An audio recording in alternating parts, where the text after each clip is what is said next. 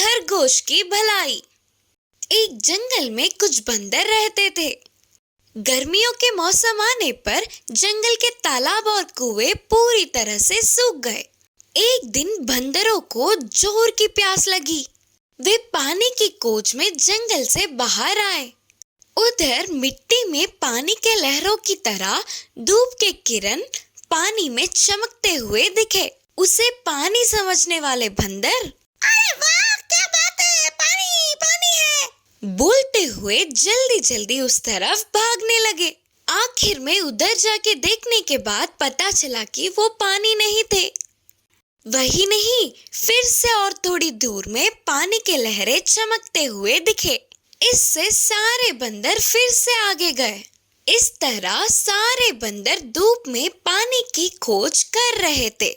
ऐसे कुछ समय बीतने के बाद एक बंदर ने मायूस होकर कहा, पानी से गले को गीला नहीं किया तो ऐसा लग रहा है कि मैं अब मर जाऊंगा। तब दूसरी बंदर ने कहा, हम कर भी क्या सकते हैं, पानी दिख रहे हैं पर हाथ नहीं आ रहा है, पता नहीं ये कैसी माया है। उधर के पौधों में एक खरगोश रहती थी। उस खरगोश ने वहीं से सब कुछ देखा और उन बंदरों की मदद करने की सोची। उनके पास आकर बोली, दोस्तों, तुम्हें लगता है कि इस धूप में कहीं भी पानी होंगे? तुम लोग ऐसे भागोगे तो पहले थक जाओगे, लेकिन पानी की एक बूंद तक नहीं मिलेगी। पास में ही एक तालाब है, उधर जाके अपनी प्यास बुझा लो। यह सुनकर बंदरों को बहुत गुस्सा आया और खरगोश से कहा, तुम क्या समझती हो? क्या हम मूर्ख हैं? हमें कुछ नहीं पता? दोस्तों, मैं सच बोल रही हूँ और तुम्हारी भलाई के लिए बोल रही हूँ। मेरे साथ आओ, उस तालाब के पास मैं ले जाऊंगी। तुम लोग अपनी प्यास को बुझा लेना। बोलते हुए खरगोश ने समझाने की कोशिश की। तुरंत उन सारे बंदरों ने उस खरगोश को जोर से पकड़कर कहा, क्या रे, तू हमें क्या बताएगी? तुझे तो आज दिखा ही देंगे कि हम चीज क्या है। बोलते हुए उस खरगोश को जोर से हवा में फेंक दिया। सारे बंदर फिर से धूप में पानी की खोज में भागते जा रहे थे। इस कहानी की शिक्षा है कि दुष्टों की भलाई करने पर उसका नतीजा ऐसा ही होता है। सच्चा अन्नदाता। एक जंगल में एक बंदर और कौवा अच्छे दोस्त थे। बंदर के पास एक सोने का घड़ा बहुत समय से था, लेकिन उससे बंदर को किसी भी तरह का प्रयोग ना होने पर उसने एक सच्चा अन्नदाता को सौंपने का निर्णय किया। बंदर ने यह बात कौवे को बताया। दोस्त, तुम्हारा निर्णय बहुत अच्छा है। भूखे लोगों को थोड़ा खाने देने वाला सच्चा अन्नदाता को तुम्हारा इस सोने के घड़े को उपहार में देना बहुत सही होगा।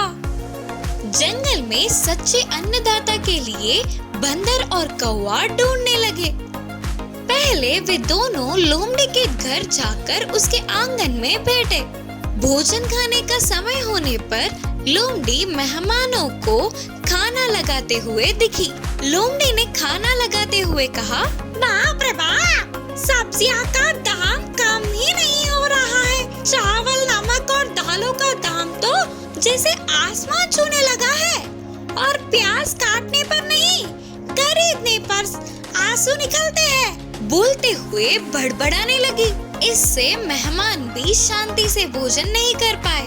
उस भोजन के लिए भी लोमड़ी ने एक एक को मांग कर पैसे वसूल किया। लोमड़ी के घर के पास के पेड़ पर दिखे बंदर और कौवे को लाठी लेकर भगाते हुए बोली, इधर से जाओगे कि नहीं? बोलते हुए जोर से चिल्लाया। इससे बंदर और कौवा उधर से भाग गए। बाद में बंदर और कौवा महाराज शेर के पास गए। वे दोनों बाहर के पेड़ पे थे।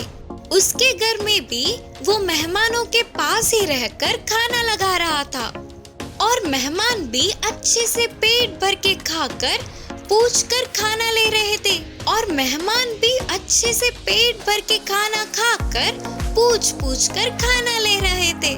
ऐसे मेहमानों को खाता देख शेर बहुत खुश हुआ।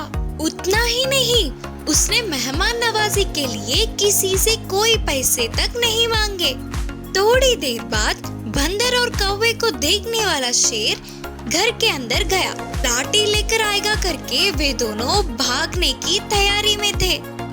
बाहर भोजन लेकर पेड़ के नीचे रखकर बोला, मेरे मेहमान, पता नहीं आप लोगों ने कब खाया होगा। भोजन के समय पर मेरे घर आए हो। आओ आओ, पेट भर के खाओ। इससे भूखे बंदर और कौवे ने तेजी से पेड़ से नीचे उतरकर पेट भर के खाया। फिर बाद में उन्हें पता चला कि शेर ने अपने लिए बचाई हुई खाने को भी दान कर दिया। इससे बंदर और कौवे का मन भर आया। तुरंत उन दोनों ने सच्चे अन्नदाता के रूप में शेर को पहचानकर अपने हाथों की सोने की कड़ी को महाराज शेर को उपहार स्वरूप दिया। चींटी और कबूतर की कहानी। एक जंगल था।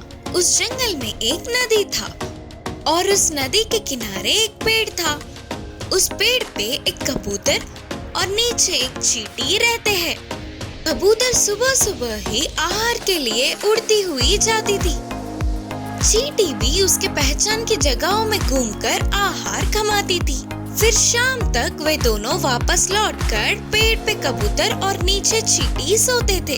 अचानक एक दिन वह चींटी की पैर फिसलकर नदी में गिर गई। नदी का बहना ज्यादा होने के कारण वह चींटी कितनी भी कोशिश करने पर भी बाहर नहीं निकल पाई। पानी की लहरों में इधर उधर जाने लगी। कोई तो बचाएगा करके चिल्लाना शुरू किया। बाजू में ही पेड़ पे रहने वाली कबूतर ने उन आवाजों को सुना। कबूतर को चींटी की मेहनत को देख बहुत दुख हुआ और उसने चींटी को किसी भी तरह बचाने का निर्णय किया। कबूतर ने तुरंत पेड़ के पत्ते को काटकर पानी में चींटी के पास गिराया। फिर चींटी धीरे धीरे से उस पत्ते पे चढ़ी। पानी के लहरों से वह पत्ता किनारे पर पहुंचा। पत्ते की मदद से किनारे पर पहुंचने वाली चींटी बार बार बच गई करके चैन की सांस ली। फिर चींटी ने कहा, दोस्त, तुम्हारी मदद के लिए धन्यवाद। किसी न किसी दिन मैं भी तुम्हारी मदद करके एहसान चुका लूंगी। कुछ दिनों बाद आहार के लिए घूमने वाली चींटी को एक शिकारी दिखा। उस शिकारी को आते ही पेड़ पे कबूतर दिखी तो तुरंत उसे मारने के लिए निशाना लगाया। यह देखने वाली चींटी अब थोड़ी सी भी देर ना करते हुए उस शिकारी के पैर पे काटा। इससे उसका निशाना चूक गया। कबूतर शिकारी को देखते ही झट से उड़ गई और अपने प्राणों को बचा लिया। कबूतर के उड़ जाने से चींटी खुश हुई। फिर चींटी और कबूतर दोनों मिले और कबूतर ने कहा, दोस्त, उस शिकारी से मुझे बचाने के लिए तुम्हारा धन्यवाद। तब से चींटी और कबूतर अच्छे दोस्त बन गए। इस कहानी की शिक्षा है कि हमें जरूरत पड़ने पर मदद लेना ही नहीं बल्कि वापस मदद करना भी चाहिए।